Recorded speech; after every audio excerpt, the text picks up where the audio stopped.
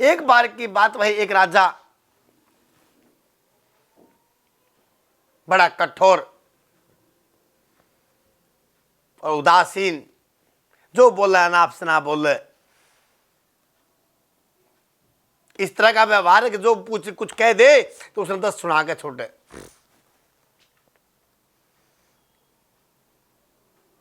पूरी प्रजा में त्राही त्राही माचरी, पूरी प्रजा में निर्धनता है, निर्धनता। क्यों? जब राजा अच्छा ना हो तो निर्धनता अपने आप आया करे, ध्यान रखें। पर यह भी ध्यान रखें कि देखिए ना, मलेरिया के बुखार उतारने के लिए कुनैन की गोली खानी पड़े, ध्यान रखना।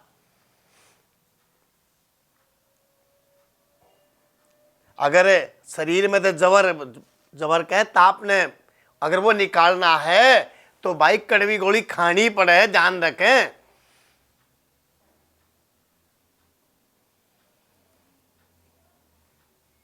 तो उस राजा ने जो बोल रहे वो नाप सना बोल रहे, उठ पटांग हरकतें करे। एक टाइम ऐसा आ गया कि राजा का जो है सबने अनादर करना चालू कर दिया। सामने राजा दिखाई दे जा, मुंह मोड़ जा, कोई सलाम करे ना, कोई दुआ करे ना, कुछ नहीं, सब दूर हो गए। ना कोई नगर सेठ आवे, ना कोई आवे, ना मंत्री बना के राजी, कोई राके हाजिरी नहीं, सब दूर दूर रहे। जब सब दूर दूर रहने लग गए तो खुद आत्म गलानी होने लगी। अगर देख तरह कोई अनादर है, सब अनादर कर, आदर तो को करता है कोई ना। भाई तू किसी का आदर करेगा तो कोई तेरा आदर करेगा ना, अरे तू ही नहीं करेगा तो तेरा कौन कर लेगा? कोई नहीं करेगा। तो कोई भी भाई आवे सामने से उसका अनादर कर जा, यह बात उसके भी चुभन लगी। ओहो, प्रजा तो मेरा आदर नहीं करती, सब अनादर करते हैं, मेरे सामने कोई आता नहीं, ना कोई दुआ सलाम करता। बड़ा परेशान हो गया। एक दिन अपना मंत्री बुलाया, कह रहा मंत्री बोले सुन भाई, नहीं बोला बोलो महाराज कि देखे रहे इस राज में मेरा घुटन सी महसूस होने लगी, मेरा मन नहीं लगता। कि महाराज बताओ फिर मैं क्या कर सकूं? कि करना क्या है, मैं तो भाई जंगला में घूम के आने सोच रहा हूं। तू घोड़े लिया, अपना भी लिया और मेरा भी लिया। उन्हें न्यू पता था कि देखिए भी ना जा मना कर सके है। अगर मैंने नहीं कही यह बात है कि देखे तू भी अपना घोड़ा लिया, कि ना चल लग ना चल रहे, इसलिए पहले कहा तू अपना भी घोड़ा लिया रे, मेरा भी लिया, दोनों बार भ्रमण कर आऊंगे। दोनों घोड़ा लेकर चल पड़े जंगल की तरफ।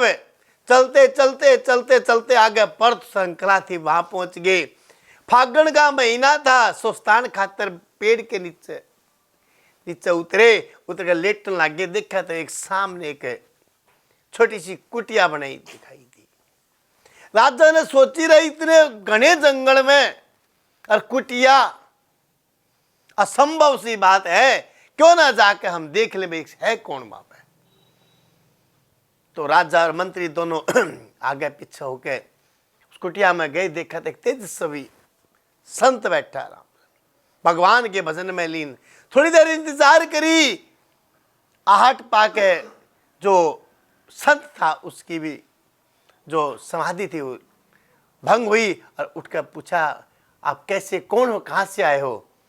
तो कहने लगे फला देश का राजा हूँ और महाराज आपके दर्शन के लिए आया हूँ। कि यहाँ कोई नहीं था, मैंने सोचा कि आप हो तो दर्शन करने चाहिए, आप जैसे महात्मा के दर्शन हो जाएंगे कि हमारा कुछ उद्धार हो जाएगा। तो कहने लगा बच्चा किस काम के लिए आए? कि महाराज आए तो बहुत परेशान हो गए, पर लेकिन देखो जो भी आपकी इच्छा हो। वह परेशानी के है कि महाराज एक ही परेशानी है मेरे साथ। बोला वो कि जो मैं ऐसे फला देश का राजा हूं और यो मेरा मंत्री है।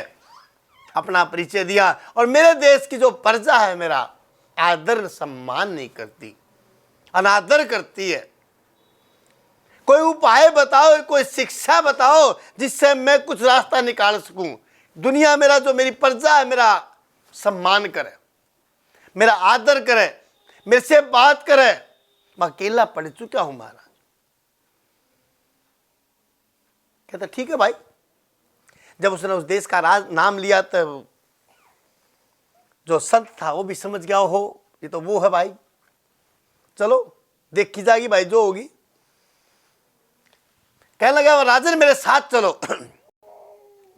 आगे आगे महात्मा, पीछे पीछे राजन और उसे तीसरे नंबर पर मंत्री, तीनों तीनों पैदल पैदल। जब 1 किलोमीटर दूर चालिए, नदी का किनारा था और सामने एक बड़ी सी सैला थी। संत ने जाके वहां रुक गया और कहने लगा जाओ भाई। वो भी आ गए। महाराज लेक आए तो कितनी दूर लेक आए, फायदा क्या? कह राजन एक काम करो, एक पत्थर उठाओ और इस शिला पे दे मारो। जब यह बात कही तो राजा था, सोचने लग गया अरे ये संत कैसा मूर्ख आदमी है, बोला पत्थर उठाओ और शिला पे मारो, क्या मतलब? पर भाई संत तो संत ही है। राजा ने भी ज्ञान था इस बात का। देखिए संत है, इसका कहा हुआ करूंगा तो उद्धार उसके है, नहीं तो पतन तो लिखा ही है। पत्थर उठाया, धाड़ से मारा, जैसे मारा तो पत्थर वहीं से नीचे गिर गया। जब गिर गया तो कहना राजन एक काम करे। बोला के महाराज? कि जाओ ये नदी के किनारे पर से मिट्टी लेकर आओ गिल्ली। राजन फटाफट गया, भागा भागा और एक हाथ में जो गिल्ली मिट्टी लेकर आया, कहता दे मार इस शिला पे। उन्हें खींच के मारे हो तो सारी की सारी मिट्टी जो है उस पे चिपक गई।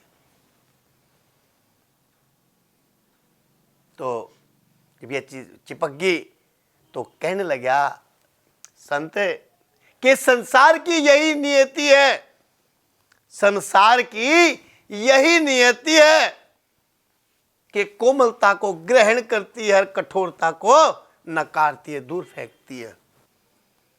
कि महाराज में कुछ समझा नहीं। कि देखिए कोमलता को ग्रहण करती है, कठोरता को नकारती है, दूर फेंकती है, दूर भगाती है। यही हर चीज की नियति है, संसार की नियति यही है। तो राजन समझो आप कहां खड़े हो, आप वहां खड़े हो कि आपका व्यवहार, आप में घमंड और आप में बोलने चलने का सलीका नहीं, जिस कारण आप कठोर हो और कठोरता के कारण प्रजा आपसे दूर खड़ी है। यही आपका वो है। जब तक अपना व्यवहार चेंज नहीं करोगे तो आप कभी प्रगति नहीं कर सकते। आपके देश की जो प्रगति रुकी हुई है वो आपकी कठोरता के कारण रुकी हुई है। पहले आप अपने आप में कोमलता लेकर आओ।